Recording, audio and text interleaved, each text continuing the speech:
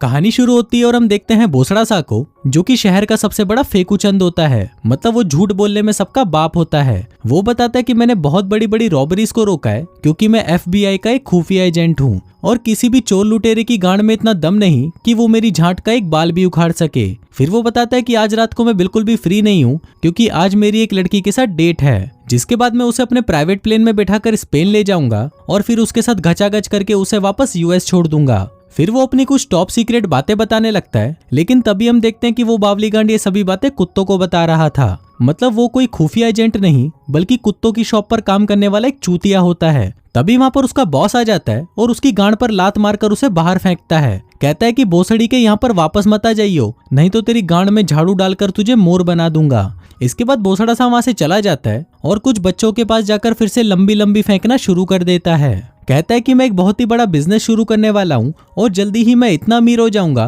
कि ये पूरा देश ही खरीद लूंगा। इसी दौरान वहां से एक बूढ़ा जा रहा होता है तो भोसड़ा सा उसको देखकर कहता है कि देखो ये चूतिया मेरा अकाउंटेंट है। और फिर वो उस बुढ़े से कहने लगता है कि भोसड़ी के टाइम से काम पर आया कर।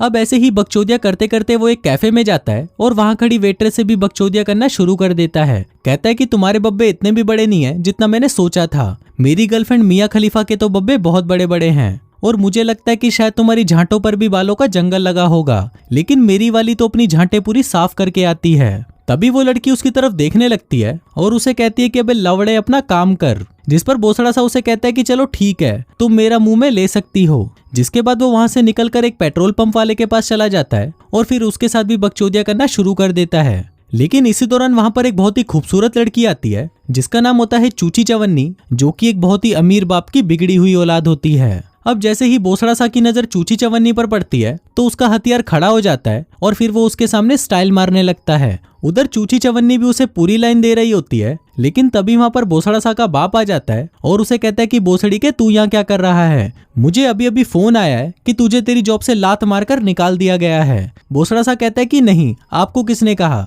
बाप कहता है कि अभी अभी मुझे तेरे बॉस का फोन आया था और वो मुझे बोला कि उसने तुझे काम से निकाल दिया है। अभी सुनकर बोसड़ा सा हंसने लगता है और कहता है कि अरे ऐसा कुछ नहीं है, वो तो बस आपसे मजाक कर रहा था और उसने मुझे नहीं निकाला बल्कि मैंने खुद ही जॉब छोड़ दी। अभी सुनकर उसका बाप उसे घसीटता हुआ घर ले जाता है और कहता है कि बोसड़ी के तू घर तो चल, फिर देख मैं तेरी कैसे गांड मारता हूँ। फिर रात को जब सभी खाना खा रहे होते हैं तो बोसड़ा सा का बाप उसे कहता है कि अगर तुम्हें यहाँ पर रहना है तो तुम्हें अब हर महीने रेंट देना होगा। अभी सुनकर बोसड़ा सा हैरान हो जाता है और सोचने लगता है कि भैंचोद ये कैसा बाप है जो अपने बेटे से ही घर में रहने का किराया मांग रहा है। फिर सुबह होते ही बोसड़ा सा का बाप उसे जल्दी उठा देता है और उसे एक जगह पर इंटरव्यू दिलवाने के लिए अपने साथ ले जाता है। फिर रास्ते में वो उसे बताता है कि बोसड़ी के जब मैं तेरी एज का था तो मैं पैसा कमाने के लिए GB रोड पर अपनी गांड मरवाया करता था। इसके बाद वो बोसड़ा सा को एक मॉल के बाहर ले जाता है, जिसको देखकर बोसड़ा सा कहता है कि नहीं नहीं, मुझे नहीं लगता कि ये मेरे काम करने के लिए सही जगह है। लेकिन तभी उसका बाप कहता है कि तुम्हें यहीं काम करना होगा।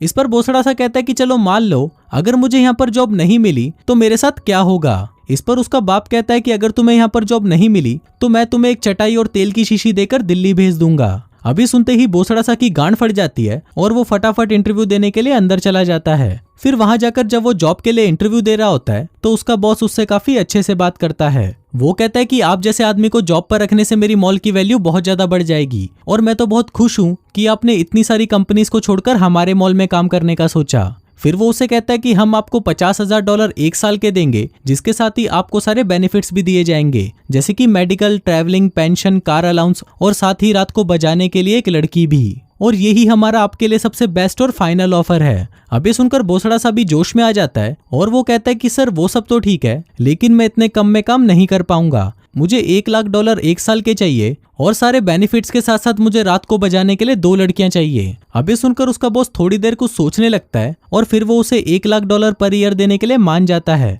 और साथ ही कहता है कि रात को तुम 2 क्या 3 लड़कियां ले लो। फिर इसी खुशी में वो उसे कहता है कि चलो मैं तुम्हें 5 स्टार होटल में लंच करवाता हूँ। लेकिन तभी उसका फोन बजता है जो कि उसकी एजेंट का फोन था। वो उससे पूछता है कि क्या तुमने उसको जॉब पर रख लिया, जिस पर बॉस कहता है कि हाँ, हमने $1,00,000 पर ईयर पर डील डन कर दी और साथ ही मैं इसे रात को बजाने के लिए 2 लड़कियां भी दे रहा हूँ। लेकिन तभी उसका एजेंट कहता है कि आपने ये डील किससे डन की, क्योंकि मिस्टर लवड़ासुर तो अभी भी अपने घर पर ही हैं, क्योंकि उनकी फ्लाइट मिस हो गई थी तो वो आज वहां पर नहीं आ पाए। अभी सुनकर उसका बॉस घबरा जाता है और कहता है कि अगर मिस्टर लवड़ासुर अभी भी घर पर ही हैं तो मेरे सामने ये कौन भोसड़ी वाला बैठा है। इसके बाद जब वो उसका रिज्यूमे चेक करता है तो उसे पता चलता है कि ये तो मिस्टर लवड़ासुर नहीं बल्कि भोसड़ा सा है, जो कि यहाँ पर रात को मॉल में झाड़ू लगाने का काम करने आया है। अब ये देखकर वो भोसड़ा सा से कहता है कि शायद मुझसे कुछ मिस्टेक हो गई है, मुझे लगा कि तुम मिस्टर लवड़ासुर हो जो कि यहाँ पर मैनेजर की पोस्ट के लिए आया है, लेकिन तुम तो भोसड़ा सा हो जो कि यहाँ पर झाड़ू लगाने की जॉब करने आया है। अब ये सुनकर भोसड़ा सा हंसने लगता है और कहता है कि मैं हूं ही इतना टैलेंटेड कि लोग मुझे इतने ज्यादा पैसे दे देते हैं। लेकिन इस पर उसका बॉस कहता है कि हम तो तुम्हें सिर्फ $4 पर घंटे के हिसाब से ही दे सकते हैं, अगर तुम्हें करना है तो करो, नहीं तो अपनी गांड उठाकर चलते बनो। भोसड़ा सा पूछता है कि अच्छा फिर उन लड़कियों का क्या, जिस पर बॉस कहता है कि कोई लड़कियां नहीं है, और अगर तुम्हारे लोड़े में ज्यादा ही खुजली मच रही हो तो 5 मिनट का ब्रेक लेकर मुट्ठ मार लेना और फिर से काम पर लग जाना। अब भोसड़ा सा के पास और कोई ऑप्शन नहीं था, इसलिए वो उसका ये ऑफर मान जाता है और इस जॉब के लिए हाँ कर देता है। वहीं दूसरी तरफ हम चूची चवन्नी के बाप को देखते हैं जो कि अपने दोस्तों के साथ बैठकर बिजनेस की बातें कर रहा होता है। तभी वहां पर चूची चवन्नी आ जाती है, जिसको देखकर उसका बाप कहता है कि बेटा इधर तो आओ और मेरे दोस्तों से मिलो। अब चूची चवन्नी जैसे ही वहां पर आती है तो उसकी बड़ी बड़ी चूचियां देखकर उन दोनों बुड्ढों के घोड़े खड़े हो जाते हैं। फिर उनमें से एक बुड्ढा अपना इंट्रोडक्शन देता है और कहता है कि मैं हूँ बॉब द भोसड़ी वाला।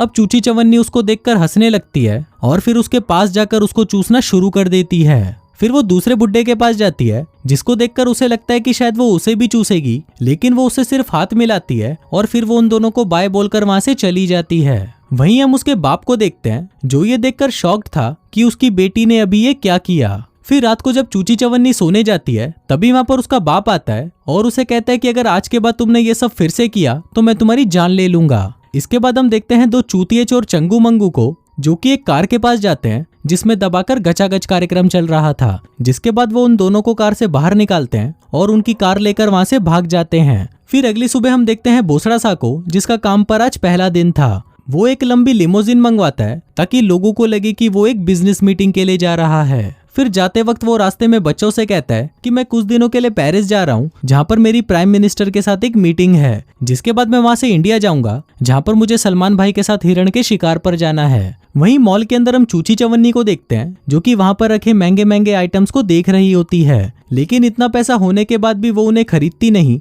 बल्कि उन्हें अपने बब्बों में छुपाकर वहां से निकल लेती है। वहीं भोसड़ा सा भी वहां पर पहुंच जाता है और जाते ही वो एक बॉस की तरह वहां पर सबको ऑर्डर देने लगता है। इसी दौरान उसे जमीन पर पड़ा हुआ कुछ सामान दिखाई देता है, जिसको देखकर वो एक एम्प्लॉय से कहता है कि सुन बहन के घोड़े, मैं तुझे पैसे इसलिए नहीं देता कि तू यहाँ पर आकर टाइम पास करे, अब जल्दी से इस सामान को उठा और निकल यहाँ से। उधर चूची चवन्नी ने भी इतना सारा सामान चोरी कर लिया था कि वो सबके सामने ऐसे जा नहीं सकती थी, इसलिए वो सबके चले जाने तक मॉल में ही रुकने का फैसला करती है। फिर कुछ ही घंटों में रात हो जाती है, जिसके बाद वहां पर सफाई डिपार्टमेंट का मैनेजर आता है और भोसड़ा सा से कहता है कि तुम्हारे पास पूरी रात है, इसलिए अच्छे से पूरे मॉल की सफाई करना, नहीं तो मैं तुम्हारी गांड में डंडा डालकर उसे तुम्हारे मुंह से निकालूंगा। अब ये सुनते ही भोसड़ा सा की फटकर 64 हो जाती है और वो कहता है कि ठीक है सर, आप जैसा बोलोगे मैं वैसा ही करूंगा। फिर वो मैनेजर वहां से जाने लगता है और कहता है कि मॉल के किसी भी सामान को छूना मत, सारा कचरा उठाकर डस्टबिन में डालना और सबसे इम्पोर्टेंट चीज लड़कियों की कच्चियों से दूर रहना। भोसड़ा सा कहता है कि सर आप चिंता मत करो,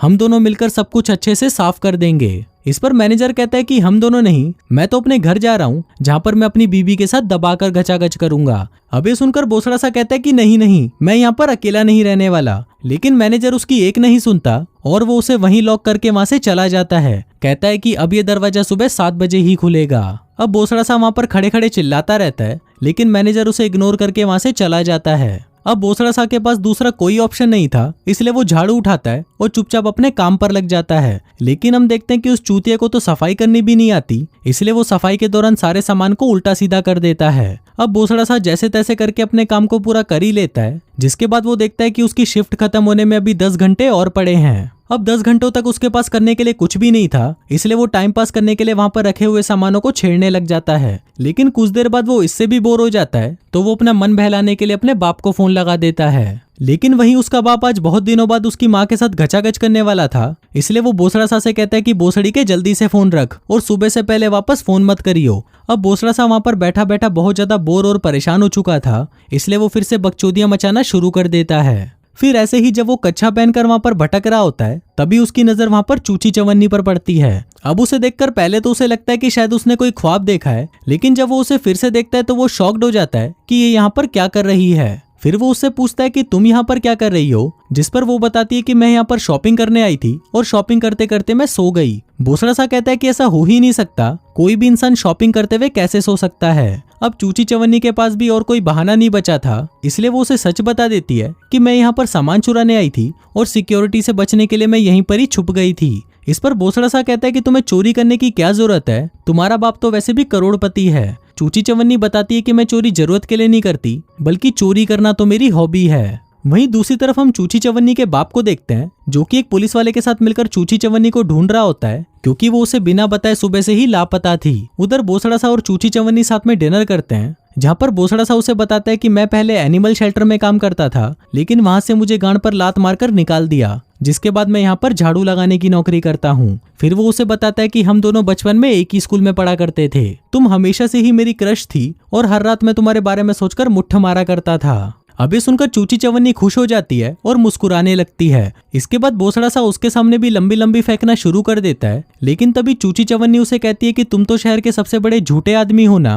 अब बोसड़ा सा ये सुनकर शॉक्ड हो जाता है और उससे पूछता है कि तुम्हें ये किसने कहा। चूची चवन्नी कहती है कि ये तो पूरा शहर ही कह रहा है कि तुम सिर्फ लंबी लंबी फेंकते हो और तुमसे काम के नाम पर घंटा कुछ नहीं होता। इस पर बोसड़ा सा कहता है कि नहीं, मैं कोई झूठा इंसान नहीं हूँ, शायद तुम्हें कोई गलत इन्फॉर्मेशन मिली है और जिसने भी ये बोला है वो बहन का लोड़ा मुझसे जलता है। इसके बाद वो दोनों ही वहाँ पर टाइम पास करने के लिए उल्टी सीधी हरकतें करने लगते हैं, जिस दौरान चूची चवन्नी बोसड़ा सा से कहती है कि मैं ये शहर छोड़कर न्यूयॉर्क जाना चाहती हूँ, क्योंकि यहाँ पर मैं अपने बाप से परेशान हो चुकी हूँ, इसलिए मैं वहाँ पर जाकर एक नई शुरुआत करना चाहती हूँ। क्या तुम भी मेरे साथ चलना चाहोगे? इस पर बोसड़ा सा कहता है कि मैं भी तुम्हारे साथ जरूर चलता, लेकिन मेरे पास उतने पैसे नहीं हैं कि मैं वहाँ का खर्चा उठा सकूं। तभी चूची चवन्नी कहती है कि तुम पैसों की चिंता मत करो, मैं अपने बाप के लॉकर से बहुत सारे पैसे चुरा कर लाई हूँ, इसलिए हमें पैसों की तो बिल्कुल परेशानी नहीं होगी।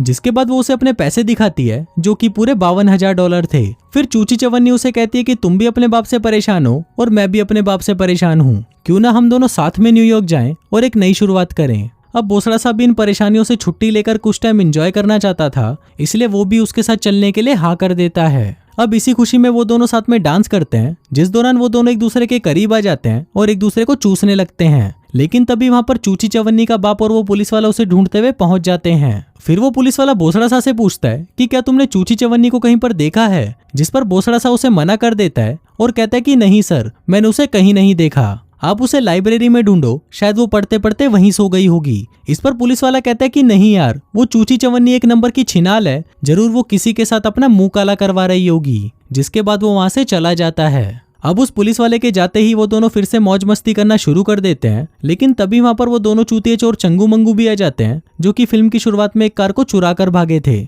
अब वो दोनों उन चोरों को देखकर डर जाते हैं और उनसे छुपने की कोशिश करते हैं, लेकिन तभी वो चोर उन्हें पकड़ लेते हैं और उन्हें गन पॉइंट पर ले लेते हैं। वहीं मंगू चूची चवन्नी का फिगर देखकर पागल हो जाता है और उसे कहता है कि तेरी गांड तो बहुत बढ़िया है, क्या तू मेरे घोड़े की सवारी करेगी? बोसड़ा सा कहता है कि नहीं सर, थैंक यू। इस पर चंगू मंगू कहते हैं कि बोसड़ी के चुप कर, हम तुझे नहीं बोल रहे। फिर चूची चवन्नी उनको बताने लगती है कि मैं सुबह से मिसिंग हूँ और ये पूरा शहर मुझे ढूंढ रहा है, अगर वो सभी मुझे ढूंढते हुए यहाँ पर पहुंच गए तो तुम लोगों की गांड मर जाएगी। लेकिन इस पर मंगू कहता है कि तुम ये सब छोड़ो और ये बताओ कि तुम्हारे बब्बे इतने सॉलिड कैसे हैं। इसके बाद वो सभी वहां से उठकर कुछ खाने के लिए चले जाते हैं और वहीं चूची चवन्नी एक घोड़े पर बैठकर उसकी सवारी करने लगती है। अब उसकी ऐसी सवारी देखकर उन तीनों के भी घोड़े खड़े हो जाते हैं और वो सोचने लगते हैं कि काश चूची चवन्नी ये घोड़ा छोड़कर हमारे घोड़े की सवारी कर ले। तभी चूची चवन्नी मंगू को अपने पास बुलाती है और कहती है कि मुझे भी बहुत सारे पैसों की जरूरत है, क्यों ना हम तीनों मिलकर यहाँ के सारे कीमती सामानों की चोरी करें और फिर हम तीनों यहाँ से कहीं दूर निकल जाएंगे। अब मंगू, जो कि पूरा बावली गांड था, वो ये सुनकर बहुत खुश हो जाता है और सोचने लगता है कि शायद चूची चवन्नी उसके प्यार में पागल हो चुकी है। जिसके बाद वो दोनों मॉल के सारे कीमती सामानों को चुरा लेते हैं और उसे लेकर वहां से जाने लगते हैं। वहीं चूची चवन्नी भी उनके साथ जाने लगती है, जिसको देखकर बोसड़ा सा कहता है कि तुम ये क्या कर रही हो और तुम इन चूतियों के साथ क्यों जा रही हो। लेकिन चूची चवन्नी उसे कोई जवाब नहीं देती और वहां से जाने लगती है। अब बोसड़ा सा उसे रोकने की कोशिश करता है, लेकिन तभी चंगू मंगू उसे उठाकर साइड में ले जाते हैं और कहते हैं कि चूची चवन्नी अब हमारी है और अगर अब तू फिर से बीच में आया तो हम तेरी गांड फाड़ देंगे। जिसके बाद वो सारा चोरी किया हुआ सामान अपनी कार में भर लेते हैं। फिर वो दोनों भी उस कार में बैठने वाले होते हैं, लेकिन तभी चूची चवन्नी उस कार को शुरू करती है और वहां से अकेले ही चली जाती है। उधर बोसड़ा सा भी सिक्योरिटी रूम से एक बड़ी सी शॉटगन निकाल लेता है और फिर जैसे ही चंगू मंगू चोरी करने के लिए वापस अंदर आते हैं, तभी बोसड़ा सा उन पर अंधाधुंध फायर करना शुरू कर देता है। फिर अगली सुबह जब पुलिस वहां पर पहुंचती है तो उन्हें वहां पर चंगू मंगू मिलते हैं जिन्हें वहां पर बांध कर रखा हुआ था। वहीं दूसरी तरफ हम बोसड़ा सा और चूची चवन्नी को देखते हैं जो कि सारा सामान और पैसा लेकर न्यूयॉर्क आ गए थे और अब वो वहां पर अपनी बाकी की जिंदगी ऐश से बिताने वाले थे। और इसी के साथ ही ये फिल्म यहीं खत्म हो जाती है।